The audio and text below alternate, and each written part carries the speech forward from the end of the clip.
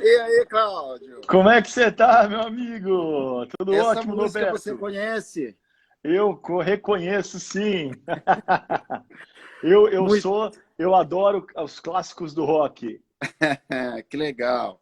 Eu sou fã Muito, dos clássicos do rock. que bom. Muito boa noite, Cláudio. Boa noite, o pessoal que já está aqui ao vivo, já está acompanhando. Quero aproveitar para dar os parabéns para quem já está acompanhando, que essas pessoas poderiam estar fazendo muitas coisas e estão aqui buscando mais, aprendendo mais. Cláudio, muito obrigado, me sinto honrado. Eu quero começar essa live explicando algo sobre mim. Eu fiz o Practitioner 12 vezes e comecei a aplicar parte do Practitioner depois da sexta vez que, sabe? Eu sei a sensação. Eu fiz igual. Então, eu fiz o Practitioner uma vez de olhos vendados, eu fiz o Practitioner outra vez de ouvidos tampados, isso para aprender mais. E eu fiz o Master 4 vezes, e uma das vezes eu fiz com você, uma reciclagem que eu fiz com você. E, é claro, não desmerecendo outros profissionais que tem no Brasil, tem profissionais fantásticos, mas a didática que você tem, a forma que você conduz um treinamento, para mim foi única.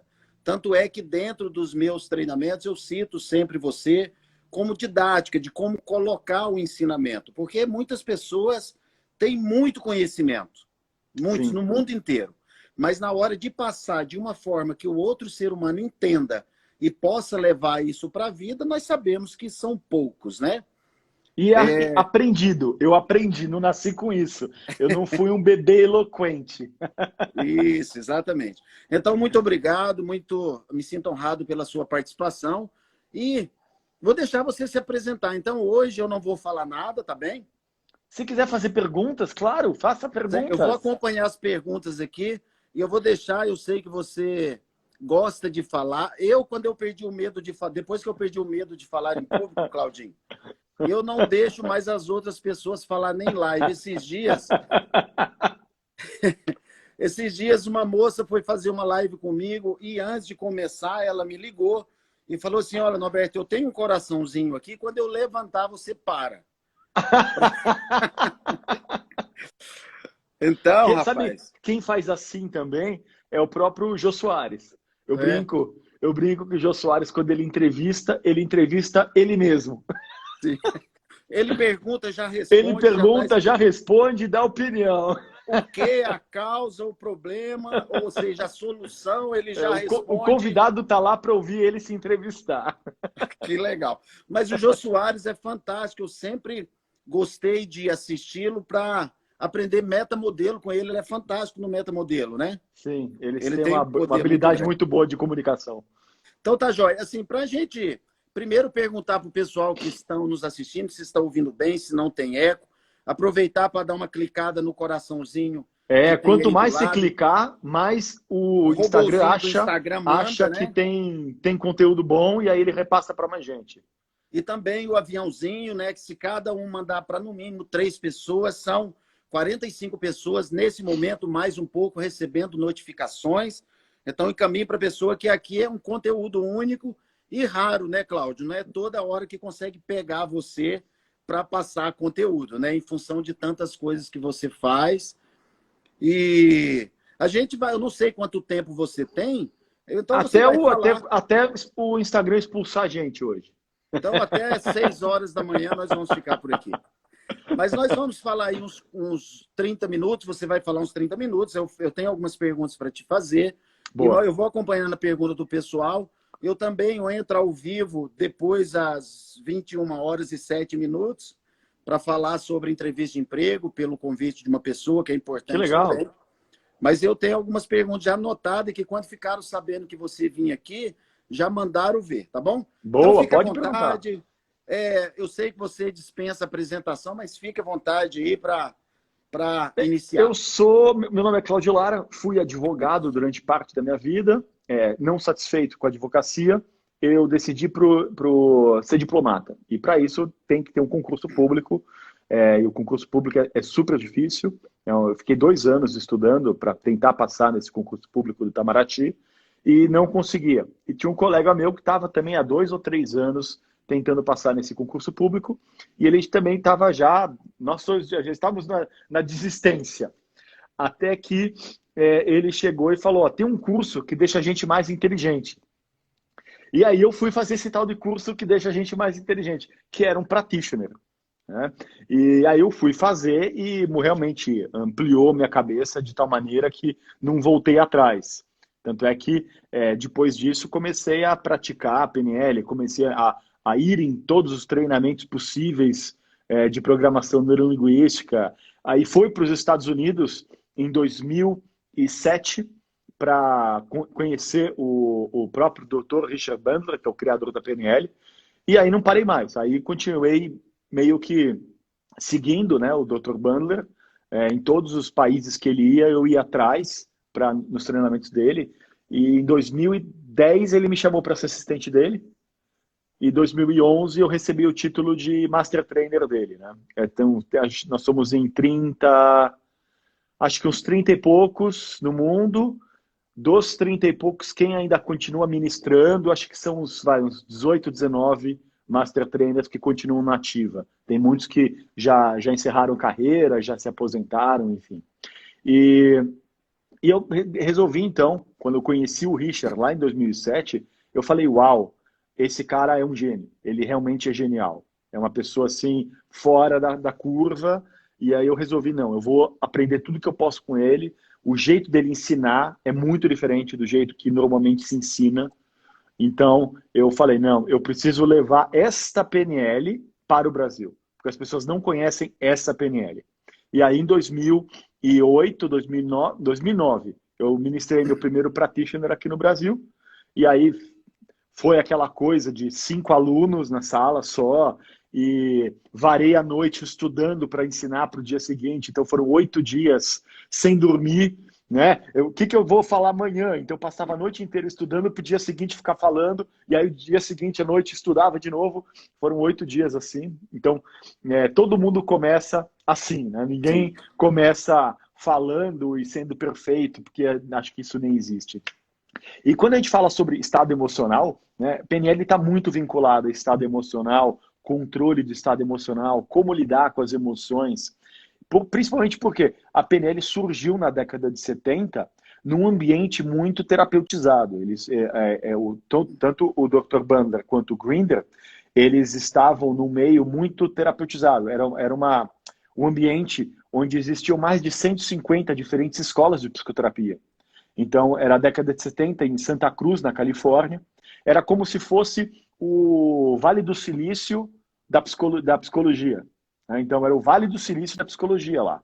Né? Então, eles tiveram muitas oportunidades de conhecer muitas teorias da psicologia diferentes, coisas que estavam nascendo naquela época. Então, um dos nomes mais conhecidos que estavam por lá era o Fritz, da terapia Gestalt, a Virginia Satir. Então, era um local muito aberto à experimentação.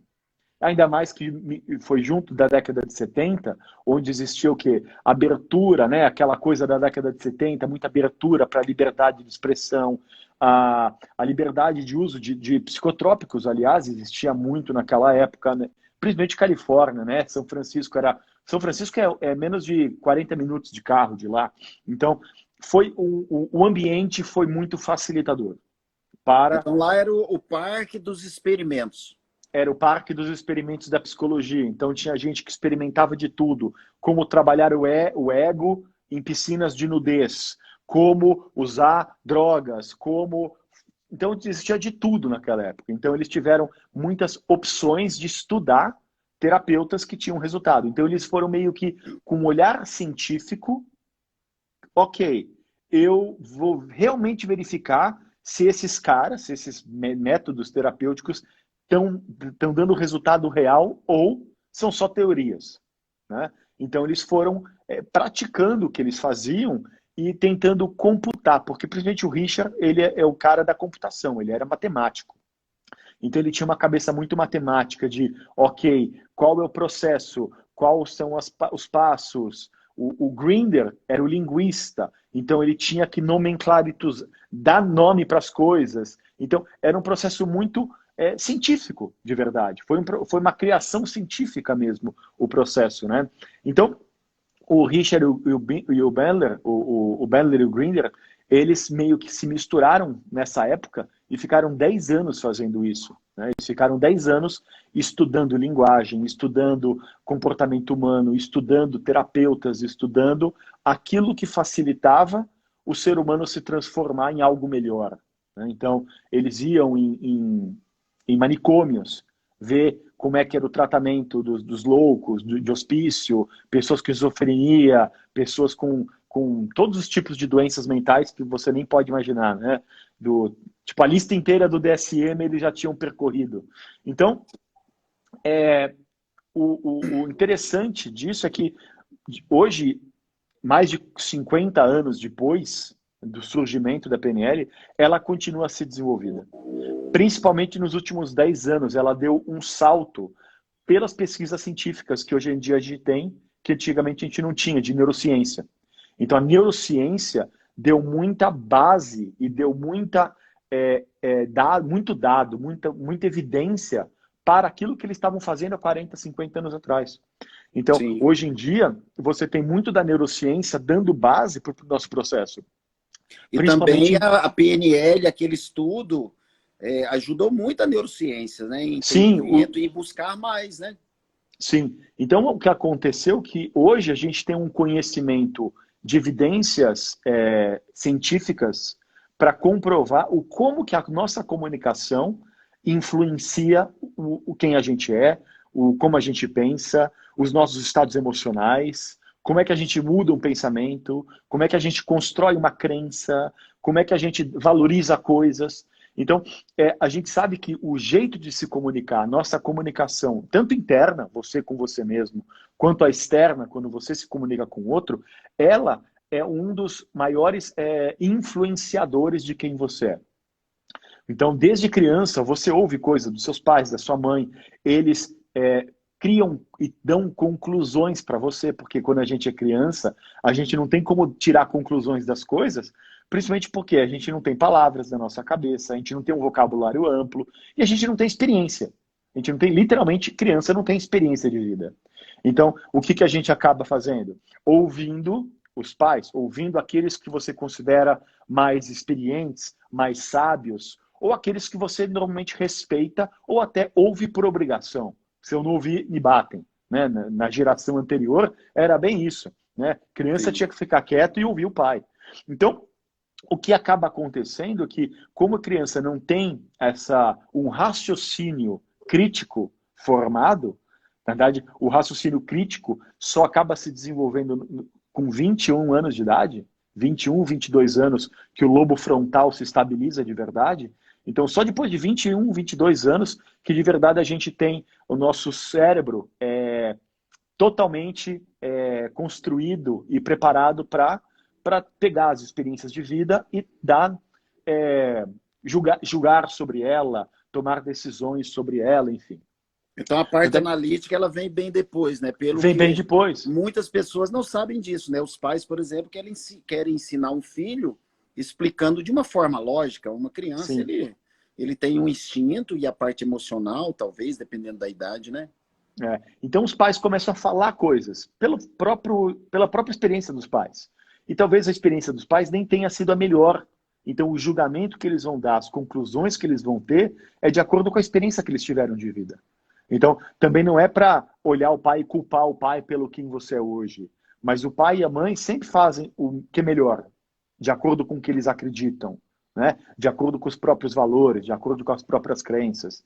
Então, antigamente, acreditava-se que o melhor jeito de preparar o meu filho para a vida era batendo ou dando bronca, porque eu quero preparar o meu filho para a realidade, eu quero preparar meu filho para a vida, eu quero preparar... Então, a gente não pode também olhar e falar, o culpado dos meus problemas é o meu pai, ou é a minha mãe, ou é o colégio, ou é isso. No final, depois de 21 anos, você é responsável por mudar seu destino. Você é responsável por, ok, eu tive essa vida até agora, até agora me deram as conclusões, mas agora eu sou adulto. Eu tenho que começar a tirar as conclusões de acordo com a minha experiência. Né? Eu tenho que agora eu olhar o mundo, eu experimentar o mundo, eu conversar com as pessoas que eu nunca conversei antes, eu buscar pontos de vista diferentes da minha realidade para começar o quê? Pegar outras evidências e começar a comparar as evidências que eu tenho, as evidências que me foram passadas e as evidências que eu estou recebendo agora da minha experiência depois de adulto. E aí você começa a misturar tudo isso e tirar novas conclusões de como que realmente são as pessoas, quem é o mundo, né? Como é que o mundo funciona, e tirar novas crenças, criar novos valores. E isso tudo é um processo que nunca termina. Porque o tempo todo a gente está recebendo informação nova do mundo. Você E pode o estar com tempo 90 todo anos de necessita idade. de dar novo sentido para as coisas. Isso mesmo. Porque o mundo muda, né? O Muitas mundo está pessoas não mudando. observam isso, mas o mundo muda. E Isso muda o mundo, exatamente. E existe aqui, principalmente no Brasil, um problema muito grande, né, do paternalismo. Então, o paternalismo pressupõe o quê? O pai e a mãe vão dar. O pai e a mãe vão me preparar. O pai e a mãe vão fazer tudo isso. E isso é até passado para o mundo das empresas. Né? Muitos funcionários, colaboradores de empresas, esperam do chefe a promoção, esperam do chefe o treinamento, esperam do chefe uma máquina nova, esperam que o chefe forme ele como um profissional. Né? Então, a gente tem muito essa ideia do trainee. Eu vou ser trainee de uma empresa e eu vou o quê? Espero que a empresa me forme. Como sim. se eu tivesse, tipo, ok, eu tô lá e eles vão fazer de tudo para eu realmente me transformar no melhor funcionário. O governo vai dar. Né? Então, é mentira. Isso não faz parte do planeta.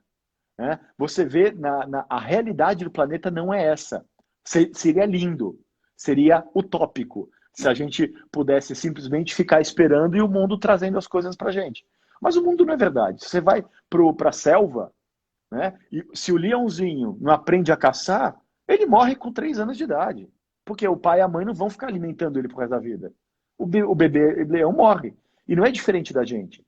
Aqui a gente tem, existe o tal de direitos humanos, que é um modelo utópico de como a gente deveria viver, mas não é o como a realidade funciona. É um utópico, porque dizer que todo mundo tem direito à educação, à saúde, mas é lindo, seria o máximo, mas não é assim. Então a gente tem que fazer com que no futuro seja assim, mas para isso a Sim. gente tem que fazer coisas. A Tem que gente tem que movimentar, batalhar, tem que a gente tem que se movimentar, agir, ver, estudar, procurar, transformar a sua realidade. Do contrário, a realidade não vai mudar. Então, eu gosto muito, principalmente, de estudar comunicação. Porque a parte da comunicação, da programação neurolinguística, é o que faz a gente, primeiro, conseguir compreender melhor o mundo. Se você é um bom comunicador, você consegue compreender melhor as outras pessoas. Você consegue ver o que a pessoa está te dizendo e conseguir entender o que se passa na cabeça de uma pessoa. Então, a comunicação com os outros é muito melhor quando você compreende de verdade o que se passa na cabeça de outra pessoa.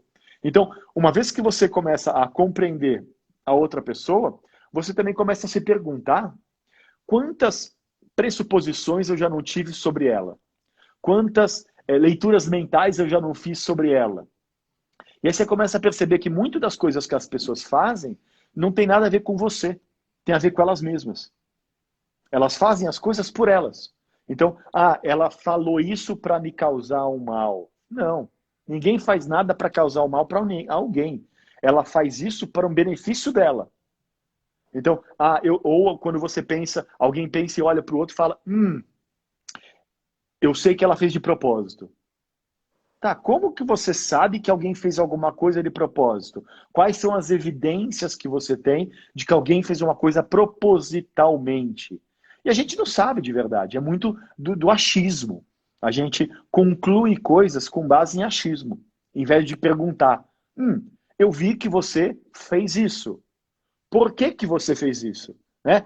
Acho que o jeito mais fácil de você resolver grande parte dos problemas do mundo é fazendo perguntas. Né? E principalmente perguntas abertas. Pergunta aberta qual, onde, com quem, quando, como. São perguntas abertas. Porque aí a pessoa vai ter chance de responder.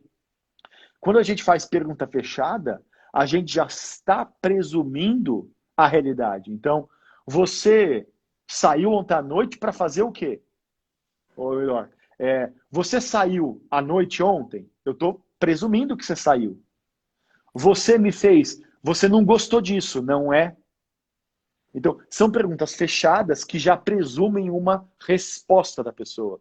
Então, eu conto no meu practitioner a história de um casal, e o casal, o homem, por algum acaso, ele não conseguiu ligar para a mulher. E nesse momento, a mulher já começou a imaginar coisa. Ele já começou, ele não me ligou. Normalmente ele me liga. Então ela começa a tirar conclusões. E ela começa a fazer perguntas para o cérebro dela. Olha quão impactante é você fazer pergunta. Inclusive perguntas para você mesmo. Aí ela começa a perguntar. Por que ele não me ligou? Mas ela está já fazendo uma pergunta com que tom de voz?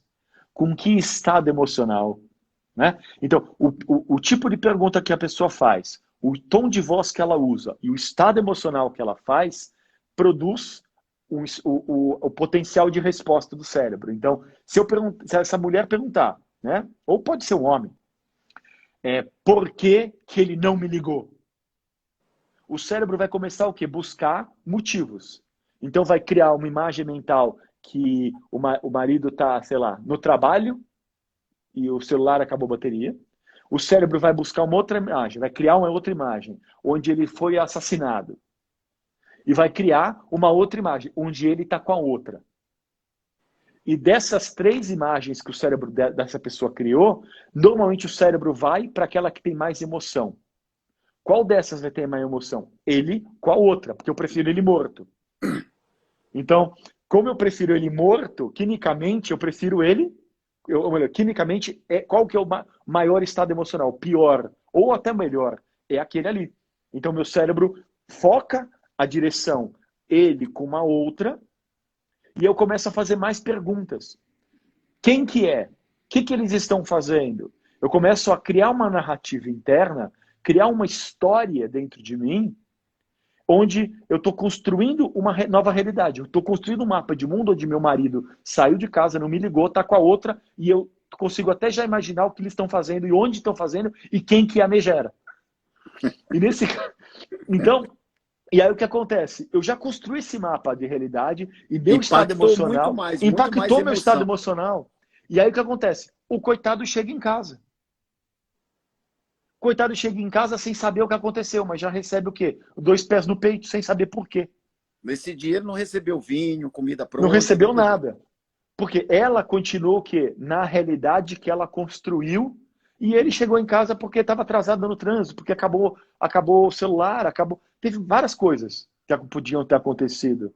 Mas no cérebro dela, ela já imaginou aquilo tudo, e aí quando ela reage a ele, já não está reagindo à realidade. Está reagindo ao que ela imaginou que fosse a realidade. E por mais que ele pudesse até dizer, não, olha, eu tenho provas. Ele ainda tem que mostrar provas de que ele estava no trabalho. Né? Então, e a gente funciona assim. Óbvio que eu tenho um caso desses, mas isso acontece com todo pai e mãe que tem um filho adolescente que sai de casa à noite para sair à noite. O filho falou que ia chegar um horário, chegou, não chegou. O pai já fica o quê? Imaginando loucuras. A mãe já fica imaginando Cláudio, mesmo que tudo depois aconteceu. que o outro mostra as provas, ainda tem um tempo para mudar o estado emocional, para mudar as imagens. Isso! Até mudar a química da pessoa, até mudar o estado emocional da pessoa, a briga já aconteceu. Né? E o pior é que uma vez que você muda o seu estado emocional, para bom, para ruim, não importa qual seja, a tendência é que todas as memórias que têm vínculo com esse estado emocional surgem. Então, por exemplo, quando você está muito bem, quando você acorda e você está muito bem com você mesmo, você está feliz, você está empolgado, é mais fácil o seu cérebro se recordar de coisas felizes e agradáveis do que as ruins. Mas o oposto também. Se eu acordo mal, se eu acordo emocionalmente ruim, Quais as lembranças que têm vínculo emocional com o ruim? As lembranças ruins. Então, quando eu estou mal, a chance de eu me lembrar de coisas ruins aumentam. Porque memória é emocional. As minhas memórias são todas emocionais. Eles têm um vínculo emocional. Então, se eu tenho uma memória que está com um vínculo no ruim, e eu estou me sentindo ruim, meu cérebro começa a buscar memórias que têm o mesmo padrão. Por isso que quando alguém está mal, é difícil ela se lembrar de coisa boa. Por mais que ela tenha coisas boas. Mas o cérebro dela não está na química boa ou a química necessária para buscar a informação boa. Ela está na informação ruim. Então, a pessoa que, por exemplo, sei lá, está com uma depressão, aconteceu uma desgraça na vida dela, e ela emocionalmente está abalada. Se você pedir para ela se lembrar de coisas boas, ela não vai conseguir se lembrar. E se ela se lembrar de alguma coisa boa, ela ainda vai distorcer isso. Ela vai ainda dizer, eu achava que aquilo era felicidade, mas não é. Eu achava que isso era legal, mas hoje, no meu ponto de vista de depressivo, não é mais. Então ela até pega memórias boas e modifica a memória boa com a química atual. Então a gente fala que memória é super importante, estado emocional é super importante. O controle do estado emocional vai fazer você se lembrar de coisas boas ou ruins. Se você está num estado emocional bom, você vai ter uma chance muito maior de se lembrar de coisa boa. Se você tá, então, ela é congruente. Eu vou até usar um outro exemplo muito legal de quando, por exemplo, o casal está super bem e de repente tem um DL, tem uma briga. E no momento que eles começaram a brigar, o estado emocional deles foi para baixo. Foi tão nervosos, tão chateados, tão mal. Emocionalmente ficaram para baixo. Provavelmente eles vão conseguir se lembrar de coisas ruins que aconteceram entre os dois de 20 anos atrás. Ou Esse mais. é o momento que ele vai falar, nossa, esse exemplo é legal. você me nesse disse momento de confinamento, isso, né? Isso. Você me disse há 30 anos atrás aquilo. Mas, porra, há 30 anos que você não me fala isso. Por que que agora veio à tona? Veio à tona porque seu estado emocional foi para baixo e as memórias, como são emocionais, as memórias ruins foram sugadas para o atual. Então você se lembra de coisa ruim. Por isso que estar bem, fazer coisas para você se sentir bem, tudo que você puder, se você está num estado emocional bom, vai auxiliar você a buscar as memórias melhores, a tomar melhores decisões. Então, conseguir controlar o seu estado emocional para o positivo é sempre a melhor coisa possível que você possa fazer. Não importa o caos que esteja acontecendo, tenta sempre buscar as melhores emoções, porque você sempre vai tomar as melhores decisões com ela. Que legal, né, Cláudio? E isso, a pessoa pode levar isso para todos os setores da vida, né? Setor familiar, a forma como enxerga um líder, um chefe, ou um presidente da empresa, a forma como enxerga um liderado, a forma como enxerga um educador, a forma como enxerga um irmão, né? Uma pessoa da família, é interessante. Isso é fantástico, Cláudio, e você falou no começo, e realmente a programação neurolinguística ela fala que é o ensinamento, a entrega de tecnologia para fazer com que o ser humano crie uma habilidade maior na comunicação, na interna e na externa. E se nós observarmos a vida hoje, a vida profissional, pessoal, conjugal, tudo tem alguma base na comunicação. Ou você se comunica com você, ou se comunica com o mundo, ou o mundo se comunica com você. O tempo todo. Então, o tempo todo. Isso aí não para. Até nos sonhos você está se comunicando consigo mesmo. Sim. Então até dormindo você está se comunicando. O seu corpo está se comunicando com o seu cérebro está se comunicando com o seu corpo. Então é o tempo todo a comunicação. E por isso que aprender a se comunicar é a maior habilidade que você possa desenvolver na vida, é essa. Porque para tudo você precisa saber se comunicar.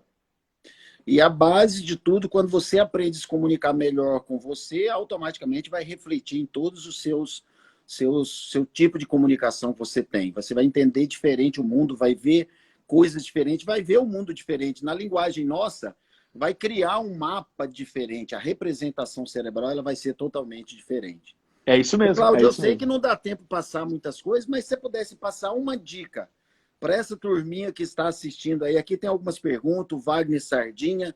Wagner Sardinha foi aluno, acho que foi aluno seu também.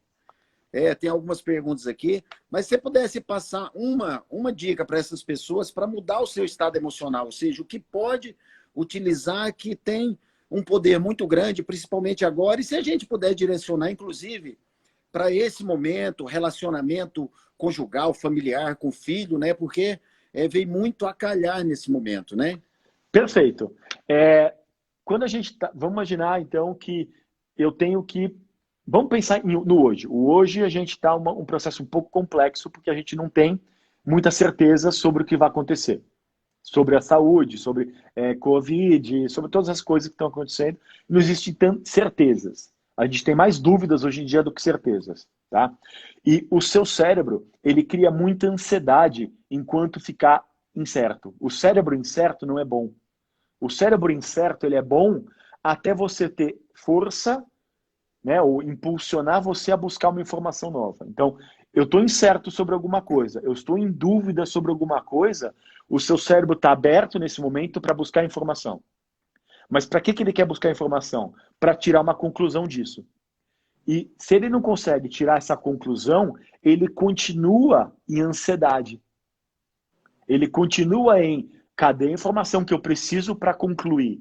Cadê a informação que eu preciso para concluir? E nunca chega. Muitas vezes ainda não existem dados, ou estatísticas, ou evidências, ou informações para a gente chegar a concluir: ok, eu sei o que isso é e eu sei o que fazer com isso. Então, enquanto a gente continuar observando e olhando essas informações positivas, negativas, dúbias, a gente vai continuar ansioso. Então, uma dica que eu dou é: busque pelas certezas. Quais são as certezas que você tem hoje no seu dia a dia? Quais são as maiores certezas que você tem hoje? Porque uma vez que você foca a sua atenção naquilo que você tem certeza, você começa a se sentir bem de novo. A ansiedade vai embora. Porque você começa a sentir a sensação de entendimento. A sensação de: eu sei disso, ou eu tenho certeza disso. E uma das coisas, acho que mais úteis para você prestar atenção são nas suas habilidades e capacidades. Então, olha para dentro e percebe quais são as suas habilidades e quais são as suas capacidades que você tem certeza absoluta que você é bom nisso. O que você tem certeza absoluta de habilidade e capacidade sua? E aí você começa a anotar. Você faz uma lista de tudo aquilo que você tem certeza. Eu tenho certeza que eu sou um bom comunicador. Eu tenho certeza que eu moro nessa casa. Eu tenho certeza que eu sei andar. Eu tenho certeza que eu sei pegar um copo d'água. Pode ser uma coisa super simples, como pode ser uma coisa super elaborada.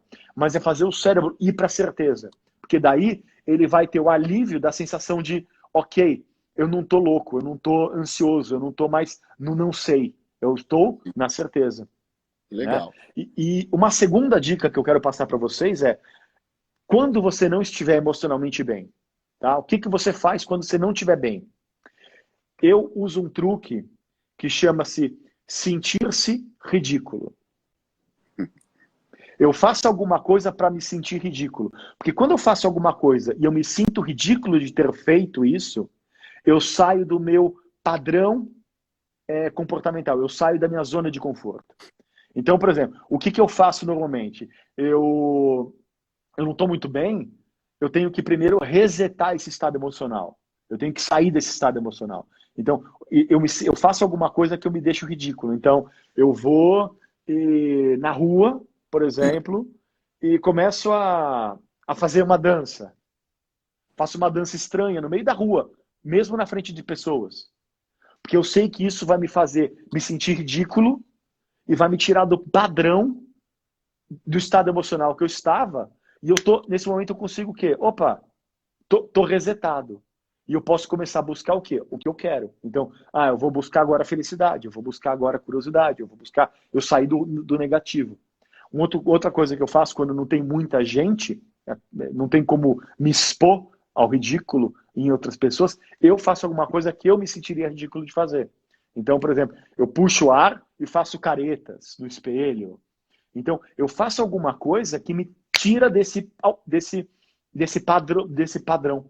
Que é quebrar o padrão de fato. É o quebrar o padrão de fato. E uma vez que eu quebro, eu estou o quê? Aberto a outro estado emocional que eu queira ir.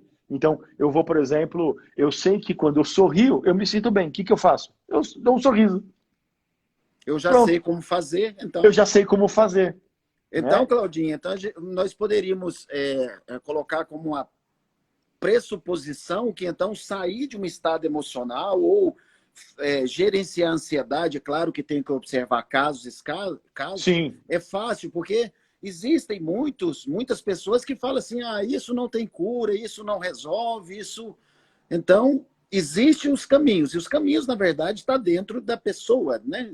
Sim, é dentro da gente. Óbvio que vão ter casos que você vai ver que são realmente de doença mental, que existe um problema fisiológico da pessoa, e aí isso pode ajudar, mas isso não vai ser a cura, né? Existem Sim.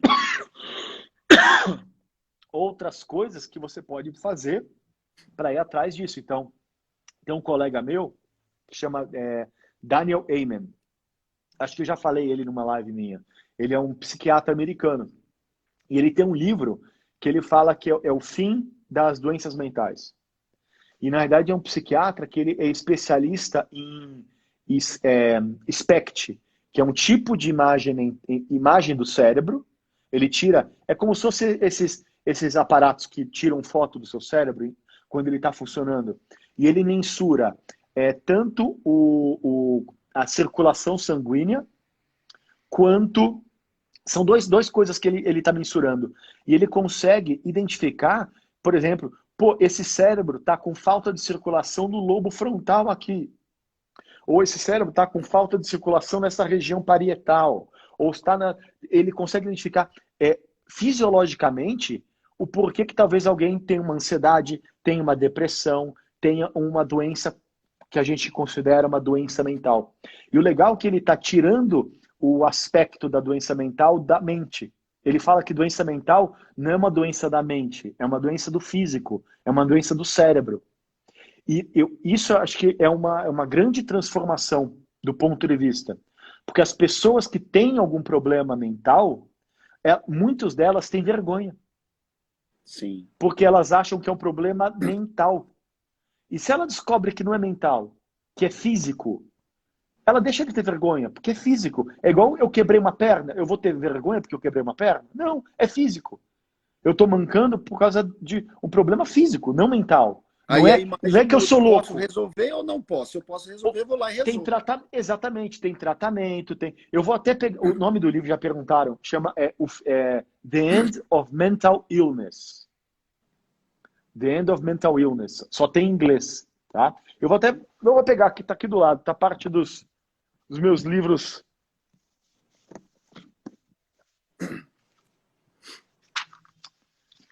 Ele não tem em português. Deixa eu pegar aqui. Não sei se conseguem ler.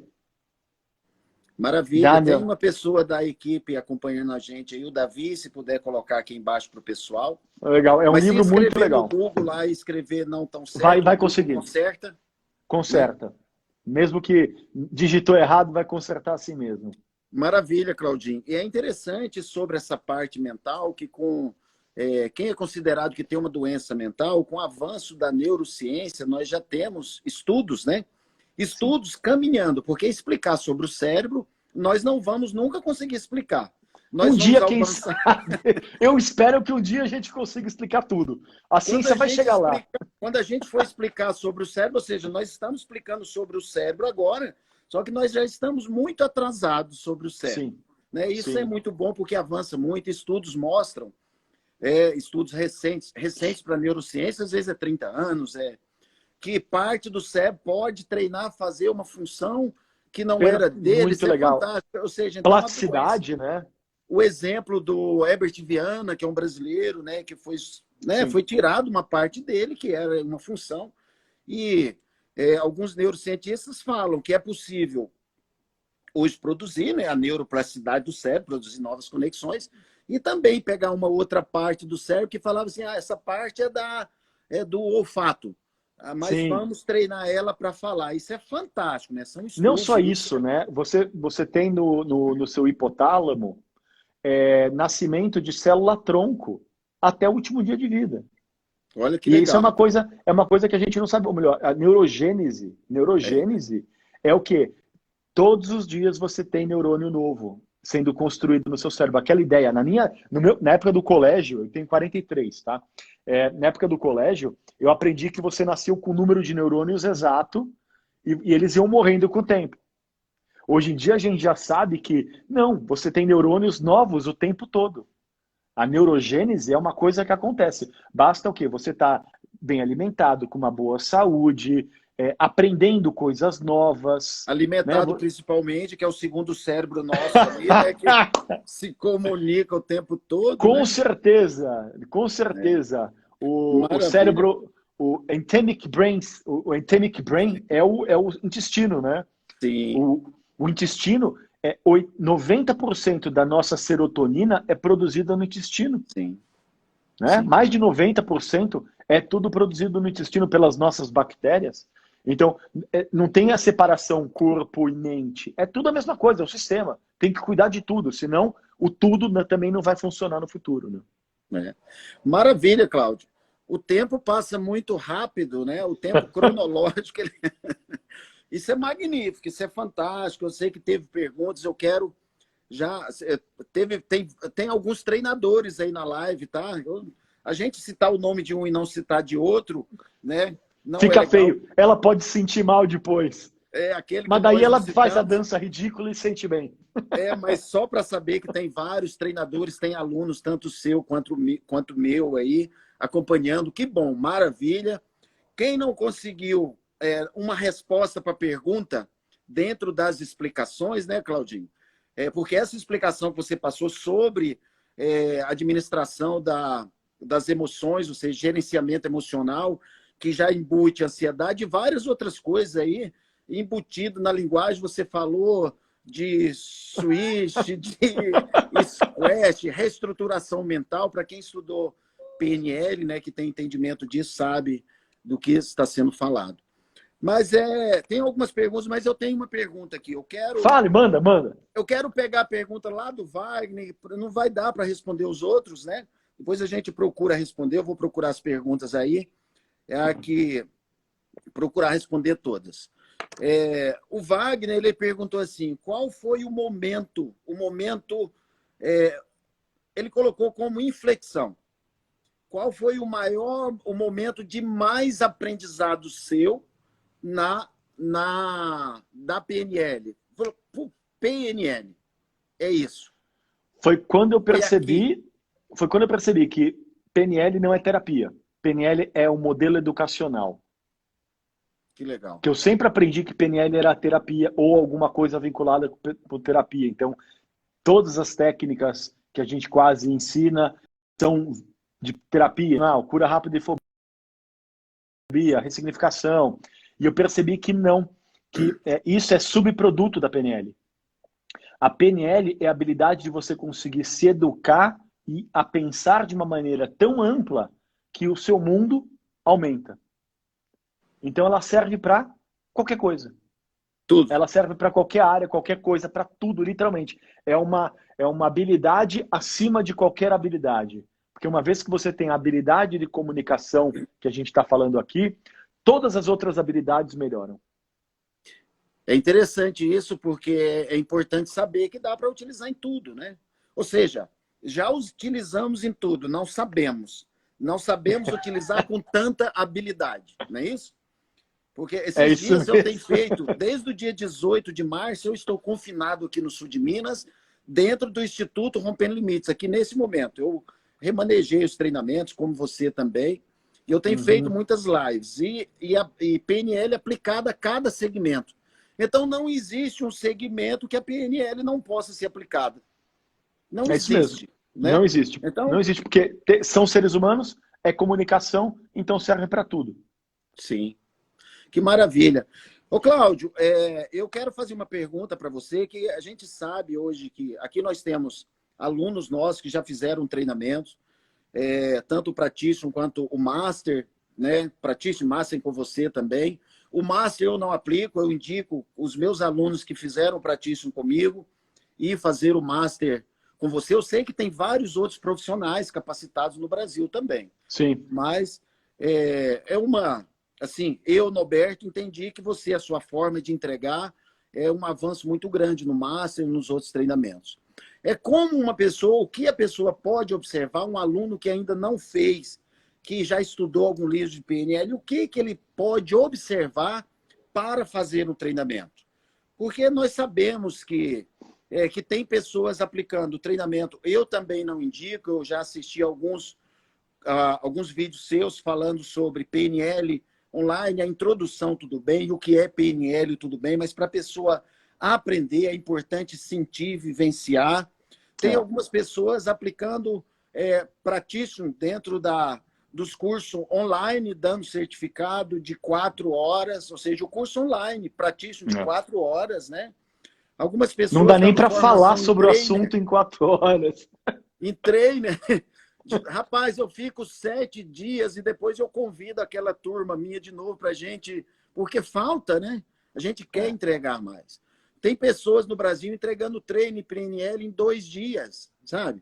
Então, assim, eu gostaria, porque às vezes, em alguns momentos, eu me sinto até sozinho falando algumas coisas, falo, nossa, parece que e não são todos que falam, sabe? Falando sobre o que procurar. Não precisa fazer comigo, não precisa fazer com outro, mas eu sei que algumas pessoas vão buscar um treinamento limitado, às vezes pela internet, e como a pessoa não sabe nada ainda ou sabe pouco, ela entende que aquele conteúdo já é o máximo da PNL, tem muito mais, né? Então, assim, eu gostaria que você, se puder, expor esse ponto de vista seu, como você enxerga isso, e talvez dar 2 dicas para a pessoa falar assim, ó, busca isso, busca a procedência, porque é o que todos devem fazer, né? Realmente fazer uma pesquisa sobre o treinador. O PNL é prático, não existe PNL teórica, primeira coisa. Não é igual, por exemplo, eu vou estudar nutrição, eu vou estudar alguma ferramenta. Não, é prático, você está lidando com comunicação, você está lidando com outro ser humano. Então, para você aprender de verdade, você precisa estar pelo menos com uma outra pessoa na sua frente, e você precisa ter a habilidade de ter ajuste fino, para você ir aprimorando aquilo que você está aprendendo. Então, no online, isso é impossível. Porque não tem como você praticar com outro ser humano na sua frente, para você conseguir identificar detalhes da comunicação verbal e não verbal da pessoa pelo online. Não tem como. Não tem como o seu cérebro identificar isso. E da mesma maneira que você não tem ajuste fino de alguém já experiente dizendo para você, olha um pouco mais para a esquerda, olha um pouco mais para a direita. Não tem ninguém assim online. Não tem um professor do seu lado pontuando aquilo que você tem que fazer um pouco mais ou menos, que a gente chama de ajuste fino. Então, por isso que os treinamentos de PNL, eles não têm formações de PNL, não tem como ser online. Eu acredito que online dá para fazer introduções não tem problema. Né? O que explicar. O que explicar, passar os conceitos, mostrar como que você talvez operacionaliza algumas das atitudes, das pressuposições, dos pressupostos, aí não tem problema. Mas quando chega a entrar em habilidade, não tem como. Né? A não ser que você já tenha uma formação, você já é uma pessoa que já fez formação de practitioner, já fez formação de master, você já está nesse mundo há um tempo, já entenda como funciona, já praticou muito, já desenvolveu a habilidade de autoajuste. Então, você já tem a capacidade de fazer ajuste fino e feedback por conta própria. Então, se você já está nessa categoria, não tem problema. Então, mas você também não vai estudar nada, você não vai introdutório. Uma pessoa que está nesse nível não vai para estudar um curso de introdução. Ele vai, talvez, refazer um practitioner ou master, mas aí é presencial. Ou ele vai para algo avançado. Então, eu acredito que no online vale introdutórios e avançados para quem é avançado. Quem já sabe, quem já praticou. Para quem já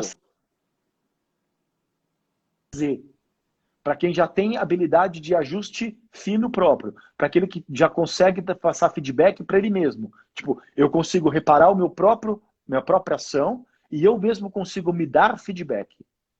Porque senão você não consegue fazer ajuste fino próprio. Você vai precisar de uma outra pessoa a fazendo ajuste fino de você, e aí não tem como no online de novo. né? Maravilha. Então essa é uma dica. Desculpa, não existe. Os criadores da PNL nunca fizeram Practitioner Master online e nunca vão fazer. Por quê? Porque eles têm o quê? A PNL a zelar, é o nome deles, é a criação deles. Então eles nunca iam fazer isso. Até dá para colocar a analogia de uma criança.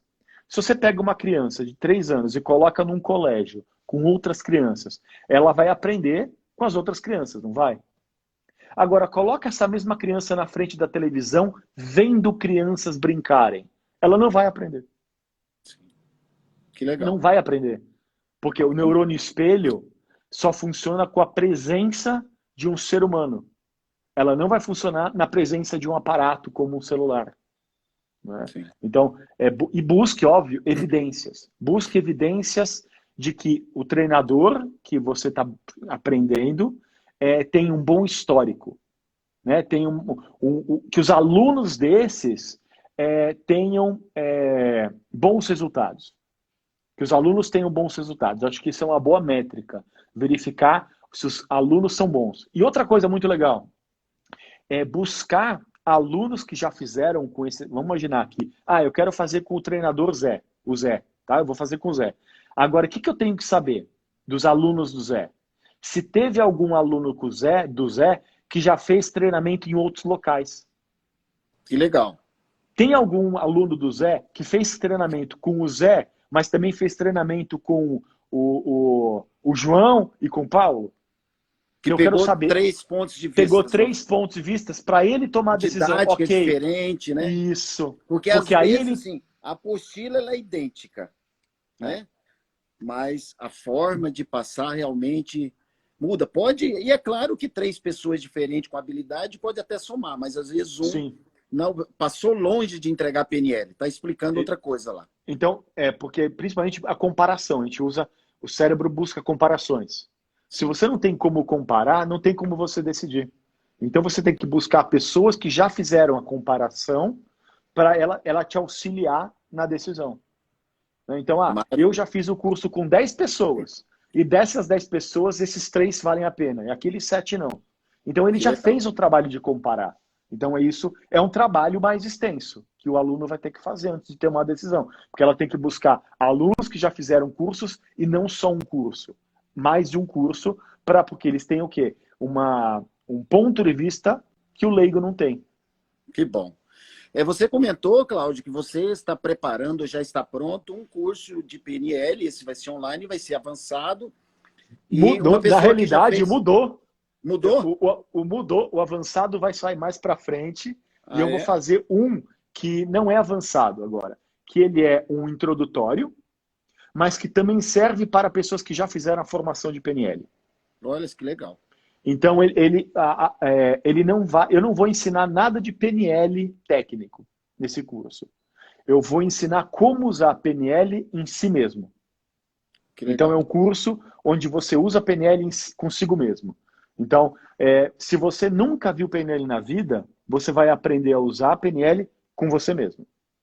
Se você já fez curso, poxa, eu já fiz curso, mas tem coisas que eu não consegui aplicar em mim.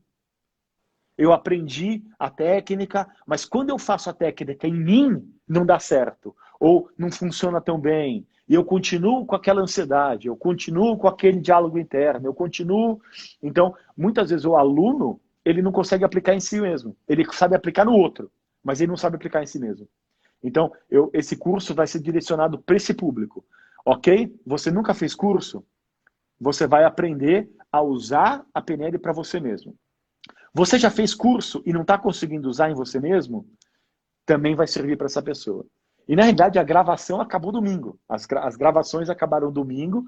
Ontem eu mandei para edição. E aí, óbvio que vai levar um tempo para editar, inserir imagens, fazer toda aquela edição bonitinha para ficar um pacote legal para virar um online, né? Para o curso poder ser vendido bonitinho. Maravilha, Cláudio. Faltam 4 minutos. Dá o tempo aí para você fazer suas considerações. Eu quero fazer um comentário aqui sobre o que você falou, sobre praticar. Eu fiz o Practitioner 12 vezes com professores diferentes, foi muito enriquecedor. Mas eu não fiz porque eu reprovei, tá? Eu não tomei bomba. Eu queria treinar e fazer justamente isso, pegar informações de pessoas diferentes. Porque você pega, desses que eu fiz diferente, assim, alguns foram fenomenais, outros não sabiam tanto, mas mesmo assim eu somei. Mas é claro que eu avaliei, comparei, mas de cada um aprendi um pouco. Mas daqueles que têm a Sim. didática, a verdadeira PNL, ou seja, que ensina de forma que é ensinado e que foi passado pelo Richard Bender, pelo John Grinder, e com as informações que vieram de antes também, que eles pegaram, que eles estudaram, isso foi muito enriquecedor. Tá? Ensinar PNL usando PNL, né? Exatamente. A mágica é essa, você usar PNL para ensinar PNL. Mas é claro que uma pessoa que faz o pratício, se ele for bom aplicado, a pessoa já está apta, né, para aplicar nele, aplicar Com certeza. em outras pessoas, aplicar na vida. Ou seja, o aplicar, ele vai treinar. Se ele quiser participar novamente de treinamentos, isso é muito bom, que ele vai estar vivenciando ali novamente, absorvendo. Vai estar praticando de novo. Isso. Vai estar praticando mais, vai tendo mais ajuste fino. A gente nunca para. Uma vez que você parou de desenvolver. Qualquer habilidade, né? Qualquer habilidade. Apesar que andar quem de faz bicicleta. PNL com um bom professor, ele está treinando PNL o tempo todo, na fila do banco, o tempo todo, assistindo uma entrevista, assistindo um filme, tudo vira PNL na vida dele. É verdade. Ô, Claudio, muito obrigado, uma honra recebê-lo. Você tem mais ou menos 1 minuto e meio aí para deixar suas considerações. Na verdade, muito obrigado, eu quero só pessoal, agradecer. Agradeço a oportunidade, eu sempre gosto de falar. Não estou podendo falar muito, porque não está dando aula. Então, eu preciso gastar meu número de palavras. Eu estou imaginando os alunos agora, quando você voltar. Eles não vão aguentar mais a minha voz. Então tá jóia, Claudinho. Muito obrigado. Obrigado a você que nos acompanhou. Eu vou procurar... É permitido por você deixar a live 24 horas? Beleza. Pode até gravar se quiser, eu não tenho problema algum. Se conseguir gravar, eu mando para você também, né? Tá bom. E, é assim, só no final da live você aperta o botãozinho do lado esquerdo, que aparece lá o gravar, daí vai direto para o celular. Maravilha. Então, agradecer o pessoal que acompanhou, quem não pôde acompanhar inteiro, que está assistindo ou de madrugada, ou de manhã, ou amanhã à tarde. Muito obrigado. Se tiver dúvida, manda para a gente vai sanar as dúvidas. Teve algumas perguntas aqui que foram feitas, eu vou procurar responder. Muito obrigado, sucesso. Tendo um treinamento, tendo um tempinho, eu vou em São Paulo pegar mais um pouco. Quando for em São Paulo... será bem-vindo. Será bem-vindo. Um abraço para vocês. Muito obrigado. Tchau. Um abraço para vocês. Tchau.